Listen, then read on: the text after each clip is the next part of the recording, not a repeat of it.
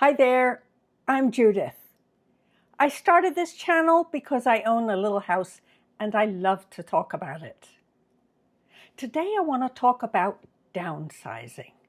No, I'm not going to offer you a how-to for reasons I'll explain later. What I really want to do here is to give space to acknowledge how difficult the experience of downsizing is. I think it's a grossly underestimated stage in adulthood, in our level of adulthood.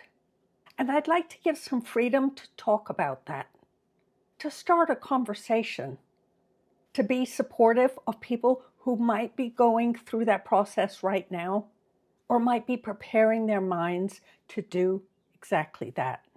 I'm spelling out 3 of my ideas. Naturally, I have many more. But I do want you to add your 2 cents to the comments. Say something about your experience. Everyone's experience is individual, and that's one of the points here.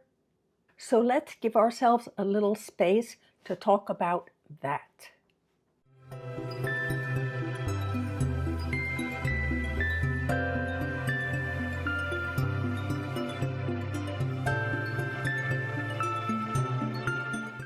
First, I want to say that downsizing, to my mind, is a very individual thing. No one can really tell you how to do it. Each one of us has to make our own decisions and go about it our own way. Sure, we can get ideas from other people, but I don't think we can get a recipe. Why? Here's how I think about it. I really struggle about doing the dishes every night. I don't have a dishwashing machine, so I do them by hand. But someone could give me a whole list of how-tos so I could get my dishes perfectly washed. That's not the problem. The problem is, I don't wanna. Even if you gifted me a dishwasher, which I kind of hanker after sometimes, even if you gifted me one of those, I think I'd have the same problem. This is a matter of self-recognition. The problem is not how-tos. No amount of instruction could persuade me to do the dishes. I don't need to know how to do them. I don't wanna. And the more the mom voice lays into me, in my ears, trying to make me feel guilty because I'm not doing the dishes, the more I dig in my heels. I absolutely categorically do not want to do the dishes. It's a daily struggle. It's like kitchen purgatory. I'm using this as an example, a day-to-day example that's easy to look at, so I can tease out a little bit where the issues are with downsizing and why I think the problem sometimes is how people talk about it. I don't care how many folks make videos about it. A how-to list is not the solution. Oh, maybe for 1 or 2 people, but I don't think for many of us. There's that kind of strategy all over the internet. Just do it like this and you'll get it done. It doesn't happen. Because my problem is not about how to do the dishes. I know how to do the dishes. My problem is I don't wanna. Same with downsizing. The actual pieces of making it happen, that part's not the problem. That's stuff and you put it in this box and that box. That's not the problem. The problem is, I don't wanna. My second thought is, it never ends. People are so breezy with providing checklists and talking about downsizing as though it's a set thing, whether it takes a day, 3 weeks, 5 years, that it's finite. It's not. Here's how I know that downsizing is not a one-time thing. I thoroughly downsized the first time around, but ho, ho, ho, this is what's happened to me in the last couple of weeks. I had been storing my supplies in cupboards with traditional doors. Those kinds of doors require space to open, and they require space for me. I had this figured out when I designed my little house on the inside. I hadn't really thought about it when I chose cabinets. And a little problem developed. I could never get to those cabinets and open the doors. There wasn't space. So I began leaving stuff on the floor, And then there really wasn't space. And then I didn't want to jump over it. And there was even less space. So a couple of weeks ago, I got a clue and I got myself some new cabinets. These ones with sliding doors. Those don't require clearance to open and close. So yes, sliding doors. Well, that was fine. I emptied the old cabinets and all the stuff that was supposed to be in them that wasn't in them. And I was horrified how much stuff there was. Horrified. I thought I downsized. And here I was creating the same problem 5 years later. More stuff. What's with that? So I have to make a recommitment to my goals about downsizing.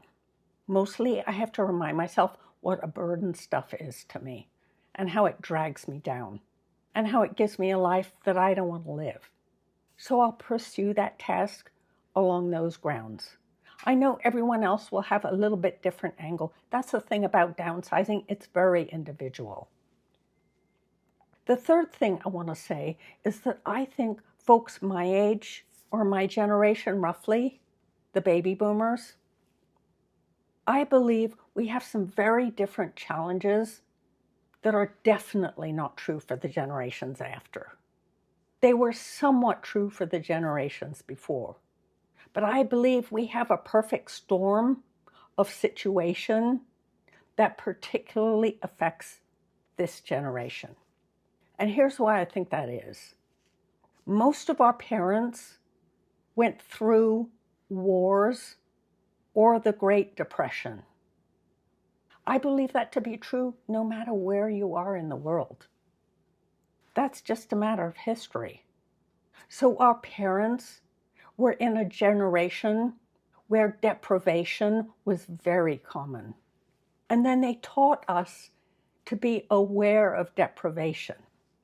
There's a difference, to my mind, between experiencing deprivation and being taught to pay attention to it.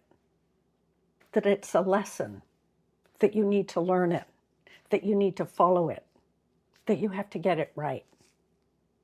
We have this whole extra layer of have-tos and must-dos and shouldas and couldas around stuff that I don't think the previous generation had quite. They had the experience of deprivation, but not the teachings about it. And the teachings about it, to my mind, that's a whole nother level of pressure. I believe we feel very pressured about getting rid of stuff, particularly in my generation, for that reason.